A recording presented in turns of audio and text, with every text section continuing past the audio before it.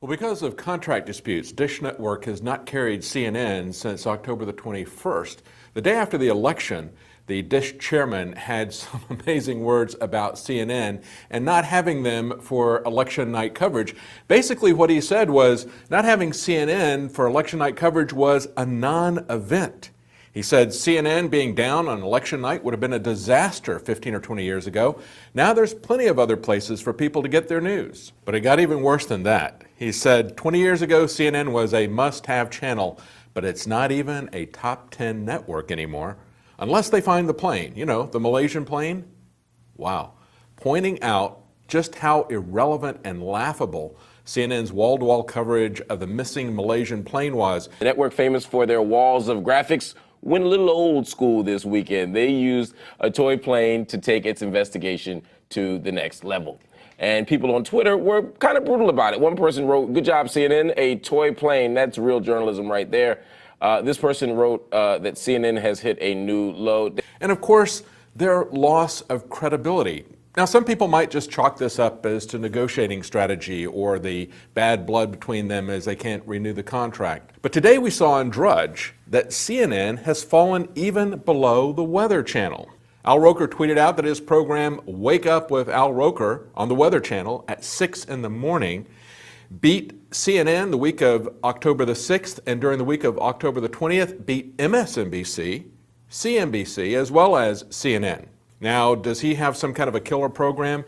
Not really. It's just that they are in free fall, in a death spiral. Now, CNN appears to be in denial.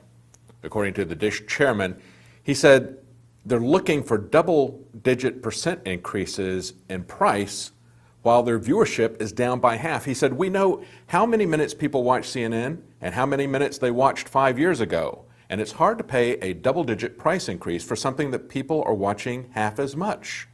Why aren't people watching CNN for election coverage or other news? Their disappearing credibility is as plain as the disappearing nose on Anderson Cooper's face. Why those weapons should not be out in the general public. It isn't just that they're pretending that they're on location when they aren't. It isn't just that they're pretending bombs are falling and they're in their studio. Boy, did I almost look stupid.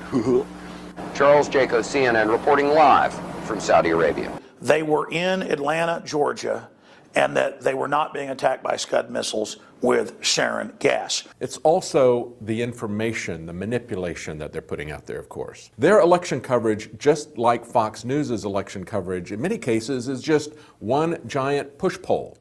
A poll set up not to find out what you think, but to manipulate what you think. They focus on horse races, but what's really behind that? What difference will it make in our lives? And so our goal has been not to just give you information, but to give you some knowledge about how that fits. Our goal, for example, in the election coverage was to not just give you the information about who won and a horse race aspect of it, but we wanted you to stop and think about how you're being manipulated by who they allow on the ballot, who they allow in the debates, how the voting machines are working, are not working, or being manipulated, how the counting is being manipulated. We also wanted to look at the shift to the GOP. Is that going to be something for the better, something for the worst? In some cases it will be better, in some cases, many cases, it will be for the worst. And fundamentally, is it going to be meet the new boss, same as the old boss? In other words, the people who are controlling this at the very top, even though they may have a left-right paradigm, they still have one agenda, a globalist statist agenda. We can see that in what the Republicans are already talking and pushing about in terms of a trade partnership agreement. This trade partnership agreement that they have is something that goes far beyond trade. It goes into controlling the internet, which is, again, where they want to head. This is what they could not get accomplished at the legislative level with CISPA, SOPA, ACTA, PIPA, all those different things that have failed in the US and Europe. Now they're going to try to achieve that with these treaties as they unite regions economically into a one world government. That is something that's being pushed by both the Democrats and the Republicans. So when we look at this election, it really is going to be the new boss, same as the old boss. Don't get fooled again. Stay with us here at InfoWars Nightly News, at Infowars.com, at Alex Jones's radio broadcast. We will give you the information that you're not going to see at CNN, that you're not going to see at Fox. David Knight for InfoWars Nightly News.